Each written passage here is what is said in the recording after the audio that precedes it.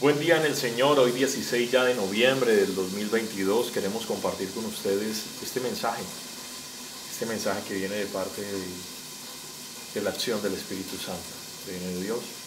Nos colocamos delante de la Santísima Trinidad, en el nombre del Padre, del Hijo y del Espíritu Santo. Amén. Compartimos con ustedes la oración colecta correspondiente a este día. Señor Dios, que en tu inescrutable providencia quieres asociar a tu iglesia a la pasión de tu Hijo, concede a tus fieles que son perseguidos a causa de tu nombre el espíritu de paciencia y caridad, para que sean hallados testigos fieles y veraces de tus promesas. Por nuestro Señor Jesucristo, tu Hijo, que contigo vive y reina en la unidad del Espíritu Santo y es Dios por los siglos de los siglos. Amén. Lectura del libro del Apocalipsis, capítulos 4, 1 al 11. Yo, Juan, tuve una visión. Vi una puerta abierta en el cielo y la voz que habían oído antes, semejante al sonido de una trompeta, me habló y me dijo: Sube hacia acá y te enseñaré lo que va a suceder después. Entonces fui arrebatado en espíritu y vi un trono puesto en el cielo, y alguien estaba sentado en el trono. El que estaba sentado en el trono brillaba con despejos rojos, como una piedra preciosa, transparente, y un resplandor como de esmeralda rodeaba el trono. Alrededor de este trono vi otros 24 tronos, y en los tronos estaban sentados 24 ancianos, vestidos con túnicas blancas y con coronas de oro sobre sus cabezas. Del trono salían relámpagos y truenos poderosos. 7 lámparas de fuego, que son los 7 espíritus de Dios, ardían frente al trono, y delante de él había una especie de mar transparente como cristal. En el centro, alrededor del trono, habían 4 seres vivientes llenos de ojos por delante y por detrás. El primer ser viviente se parecía a un león, el segundo a un toro, el tercero tenía cara de hombre y el cuarto parecía un águila en vuelo. Los 4 seres vivientes tenían 6 alas, cada uno, y estaban llenos de ojos por donde quiera, y no se cansaban de repetir de día y de noche: Santo, santo, santo es el Señor Dios Todopoderoso, el que era, el que es y el que ha de venir.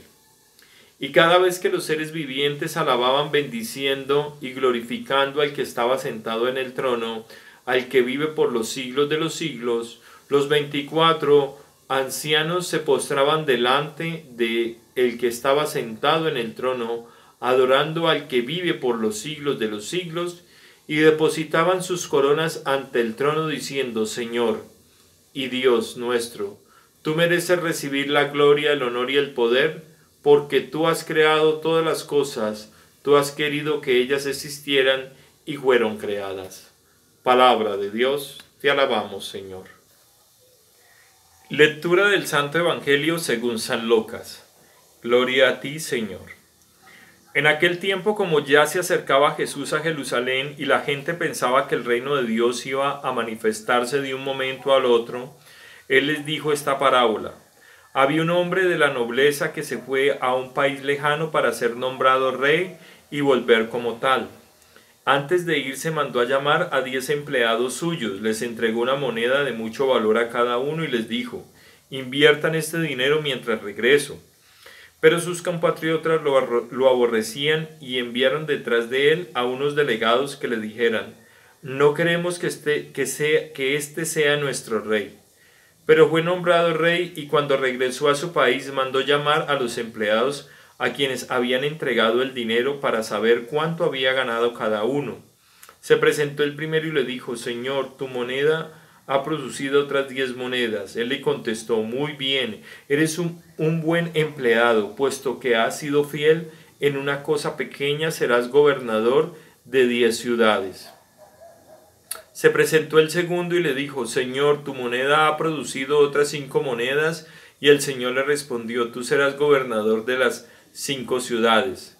Se presentó el tercero y le dijo: Señor, aquí está tu moneda, la he tenido guardada en un pañuelo, pues tuve miedo porque eres un hombre exigente que reclama lo que no ha invertido y cosecha lo que no ha sembrado. El Señor le contestó: eres un mal empleado, por tu propia boca te condeno. Tú sabías que yo soy un hombre exigente, que reclama lo que no he invertido y cosecho lo que no he sembrado. ¿Por qué pues no pusiste mi dinero en el banco para que yo al volver lo hubiera recobrado con intereses? Después le dijo a los presentes: quítenle a este la moneda y désenla al que tiene 10. Le respondieron: Señor,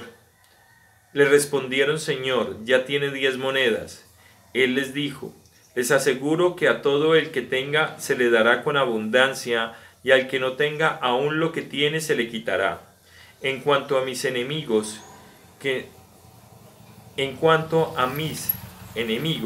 no quieran tenerme como rey, tráiganlos aquí y mátenlos en mi presencia.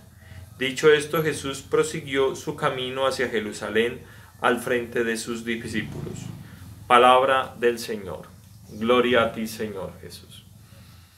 Primero que todo, en la carta de San Juan, de Apocalipsis, ¿no? San Juan escribe Apocalipsis. Pues tenemos una visión maravillosa y preciosa de cómo será esa gloria de Dios. ¿Cómo será esa gloria de Dios? Y yo creo que tenemos que llenarnos de esperanza con el Apocalipsis. Mucha gente lo toma como un libro que trae tragedias. No, trae tragedias al que se porta mal. Trae tragedias al hombre que hizo la maldad en este mundo. Trae tragedias al hombre que se puso de parte de Satanás. A ese hombre le va a traer muchas tragedias. Pero al hombre que se dedicó a servir al Señor, al hombre que se dedicó a servir y a hacer las cosas bien, no. Por el contrario, le irá muy bien. Pues ya el Evangelio nos lo está mostrando. Muchos no quisieron a Jesucristo como su rey. Ese es el ejemplo que le está colocando. Mas sin embargo fue nombrado rey, ¿sí? Y a cada uno le dio un don. A cada uno de nosotros se nos dieron dones. La pregunta es: ¿qué hemos hecho con los dones que se nos ha dado? Yo he sido un buen padre, he sido un buen esposo, he sido un buen hijo, he sido un buen hermano, he sido un buen vecino. Esa es la pregunta que tenemos que hacernos. ¿Qué dones nos dio el Señor? Porque de todas maneras, aquí hay un tema que es fundamental. Vemos el trabajo de los dos primeros empleados que trabajaron fuertemente. Uno produció más, otro no produció tanto, pero trabajó. Pero aquí hay uno que es perezoso. Sencillamente no hizo nada. Y queridos hermanos, esto es una invitación, porque es que así como nos esforzamos en conseguir una casa, un carro, un vehículo o cosas particulares, no debemos esforzarnos en conseguir la vida eterna. Aunque Cristo nos la ha regalado, Él nos pide que nos esforcemos en la tarea, en la pequeña tarea que nos ha dejado. Estamos llamados a hacerlo y tenemos que asumir un compromiso y una responsabilidad delante del Señor con los demás. Pero a veces no asumimos esa responsabilidad. Y nuestra responsabilidad comienza como ciudadanos, como padres de familia, como esposo, como esposa, como hijos también. Ahí están nuestras responsabilidades a nivel social, ¿sí?